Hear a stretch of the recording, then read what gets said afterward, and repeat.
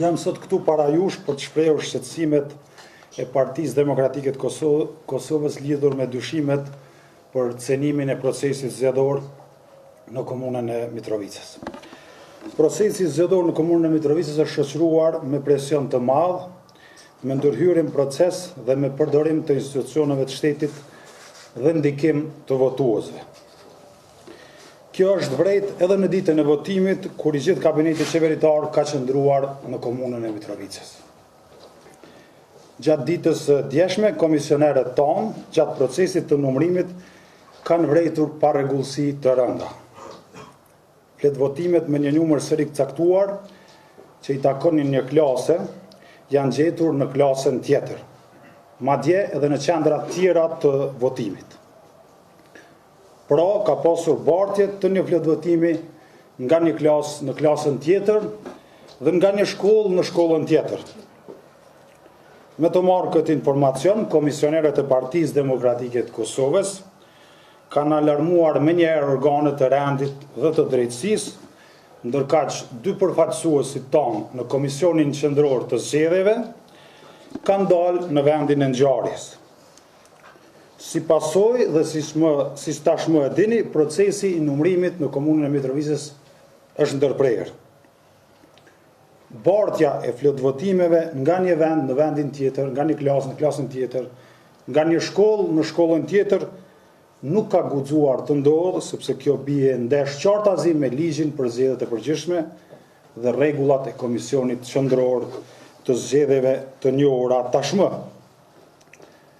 Kodi që ndodhet në fletvotime shërben si element identifikues i vendvotimit dhe fletvotimit, si dhe si mekanizëm sigurie për të parandaluar bartjen e fletvotimeve nga një klasë në klasën tjetër ose nga një shkollë në shkollën tjetër. Ky kod është një element themelor i integritetit zgjedhor që mbron vullnetin e lirë të qytetarëve nga çdo tentim manipulimi ose keqpërdorimi. Prandaj çështja e kodit që ndodhet në fletvotime nuk është thjesht dhe vetëm një çështje teknike, por një çështje thelbësore, ligjore dhe përmbajtësore e cila ndikon drejt për drejt në sigurinë e votës dhe në legjitimitetin e gjithë procesit zgjedhor. Rastet konkrete të konstatuara me këtë parregullsi janë si në vijim.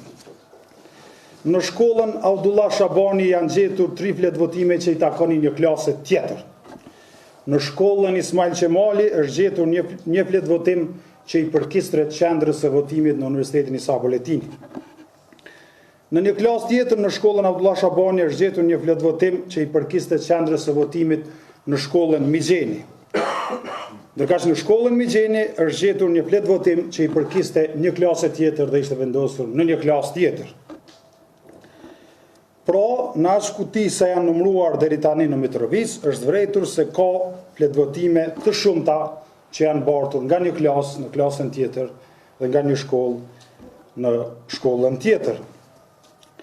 Gjitha këto dyshime shtohen kur ne shohim që Mitrovica është vetmja komunë në Kosovë ku dalja në votime, pra pjesëmarrja e qytetarëve është më e madhe sesa në balotazh sesa në raundin e parë.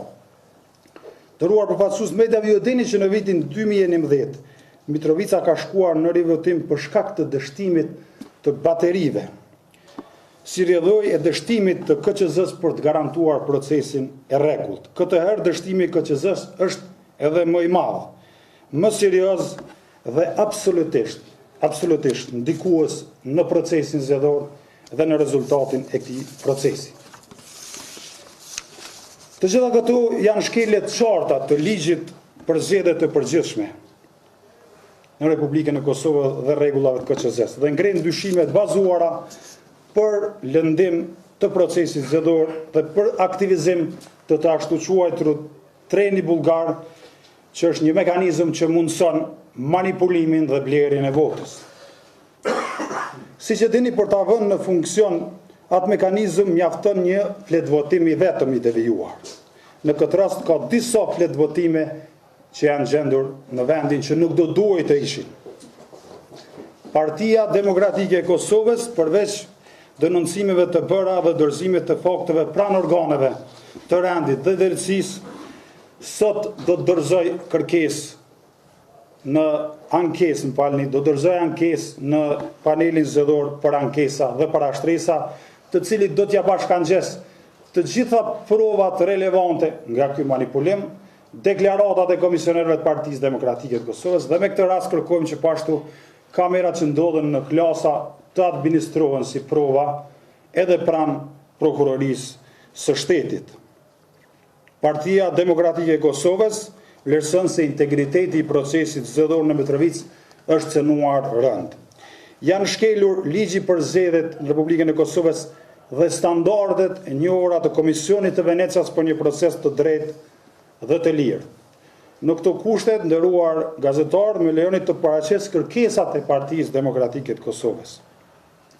Ne kërkojmë që Mitrovica të shkojë menjëherë në rivotim, sepse janë disa qendra të mëdha në të cilat janë vërejtur pa rregullsi.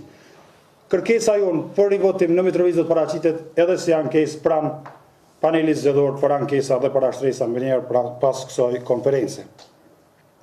Sepse vetëm një proces i drejtë dhe i pastër mund të garantoj legitimitetin e rezultatit zgjedhor dhe besimin e qytetarëve të Kosovës në këtë proces dhe në demokracinë në Kosovë. Partia Demokratike e Kosovës siguron qytetarët e Kosovës se do të ndjek çdo rrugë ligjore dhe institucionale për të garantuar që e vërteta e plotë të dalë në dritë dhe çdo aktor që ka marrë pjesë në këtë manipulim dhe të prishet procesit të japë përgjegjësi para organeve të shtetit të Kosovës. Vota është e shenjtë, demokracia jonë është e shtrenjtë dhe PDK do ta mbrojë deri në fund vullnetin e qytetarëve të Mitrovicës dhe integritetin e procesit zgjedhor në Republikën e Kosovës. Ju e dini që Kosova ka qenë model për organizimin e zgjedhjeve për shumë vite me radhë dhe nuk ka pasur asnjë paragjysi. Prandaj ne nuk do të lejojmë që të udhët asnjë njoll mbi një proces që tashmë ka krijuar traditë për rregullsinë e tij. Faleminderit shumë. Zotri Gruda, si e keni pa apletimin se ka mundësi që të ketë probleme teknike, pra votimet kanë dalë me gabime teknike? Faleminderit për pyetjen.